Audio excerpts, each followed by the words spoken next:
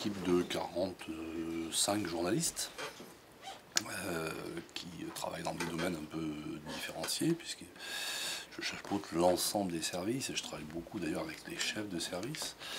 Il y a la photo, il y a le web, il y a ceux qui travaillent uniquement pour la locale Limoges, d'autres qui travaillent pour la région, d'autres qui travaillent pour le département, le service des sports qui est toujours un peu un service à part.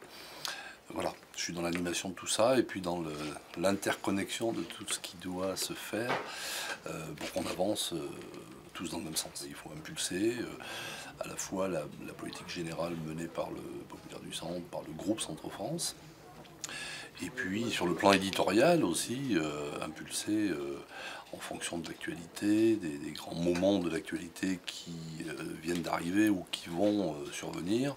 Il y a tout un travail de préparation sur les sujets à définir, les pistes éventuelles d'articles et de sujets que l'on va pouvoir mettre en forme. Les élections, hier on a fait une deuxième réunion. La première avait été un peu plus une réunion technique. On a fait une deuxième réunion autour des élections régionales.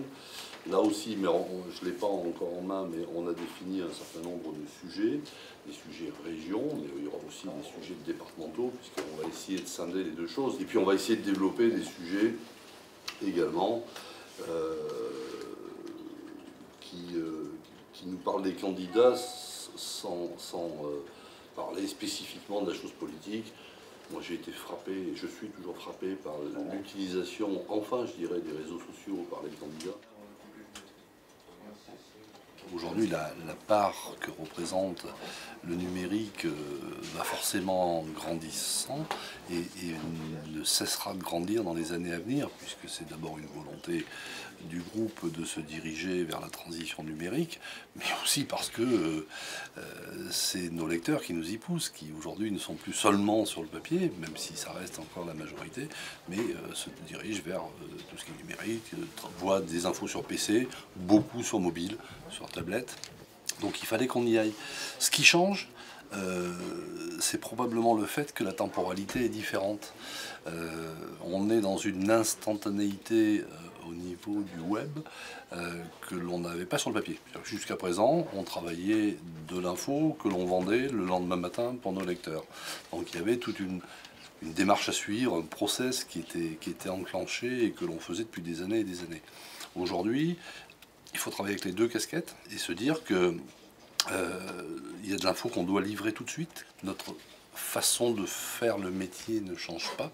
En revanche, c'est dans la temporalité, il faut vendre ça tout de suite. Qu'est-ce qu'on va apporter le lendemain de plus ou différent, tout en apportant ce que l'on a déjà apporté la veille, parce qu'il y a ceux qui n'auront pas vu forcément l'info sur le numérique et qui la verront sur le papier.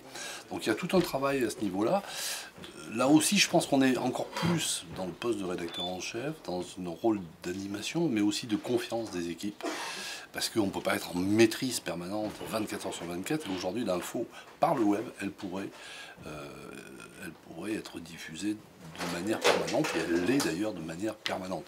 Donc il faut se repositionner, je dirais, en tant que rédacteur en chef, faire confiance à ses équipes, web comme papier, et en les incitant à aller vers ce nouvel outil qui est un outil formidable. Parce que dans la minute, on peut glisser une info qu'on attendait 24 heures jusqu'à présent.